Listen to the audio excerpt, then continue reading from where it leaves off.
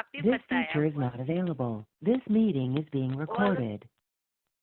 मनुष्य के शत्रु कौन है? तो इस श्लोक में ही इसे बता दिया है।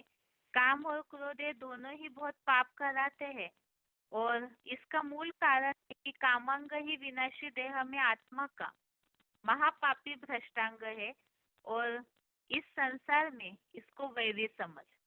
तो ये काम क्रोध के कारण ही सबसे ज्यादा पाप होते हैं, आत्मा का पतन होता है, इसीलिए ही इन्हें वैरी समझ।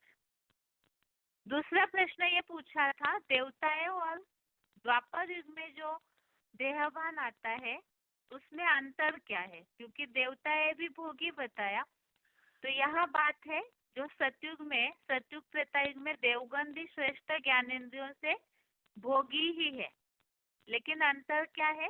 वो आत्मिक स्थिति में स्थिर रहते हैं, आत्मस्थ मन बुद्धि रूप आत्मा के ही संग है और वो श्रेष्ठ ज्ञानेंद्रियों से भोगी है। तो इसीलिए आत्मिक स्थिति में स्थिर होने के कारण देवताओं के कर्म तो अकर्म होते हैं और द्वापर युग से रजोगुण अर्थात देहभान पैदा होता है, तो कर्मेंद्रियों में विकारी भावनाएं आने के कारण ज्यादा पापी और स्वार्थी बन जाता है मनुष्य, जैसे मुरलियों में उल्लेख आता है, और इस कारण से ही ये पाप ज्यादा होते हैं द्वापर युग से। तो इसीलिए उनको वैरी समझ, और यही इन दोनों में अंतर यह श्लोक के फुटनोट के साथ अर्थ में स्पष्ट किया है। और आगे का 38वां श्लोक, श्लोक नंबर 38, यहाँ यही प्रश्न पूछा था कि विकारों में जब जाते हैं तो बुद्धि से ज्ञान उड़ जाता।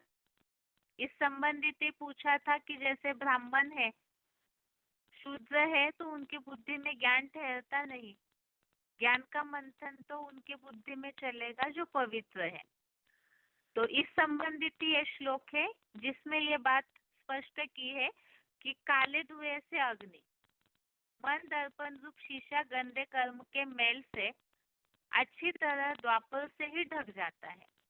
जैसे गर्भ मूत फलित कर्म से बनी थैली से ढका रहता है, वैसे ही रजोगुण पैदा करती अर्थात पैदा करने वाला भ्रष्ट कामेंद्रिय के दुष्कर्म से यह बुद्धि का ज्ञान ढका हुआ है।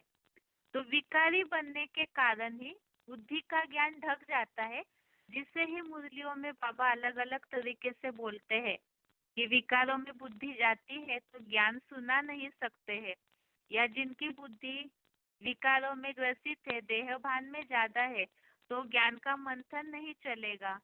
मुरलियों में ऐसे भी उल्लेख आया हुआ है कि विकार में गए और बुद्धि से एकदम पॉइंट निकल जाएगी, जैसे कि एकदम गूंगा बन जाएगा। तो ये ज्ञान ढकने की बात को ही मुरलियों में इस तरह अलग अलग शब्दों में बताया गया है। इस तरह से आज के श्लोक से संबंधित प्रश्नों के उत्तर हो गए। इसके साथ ही आगे गीता क्लास यहाँ तक ही। ओम शांति।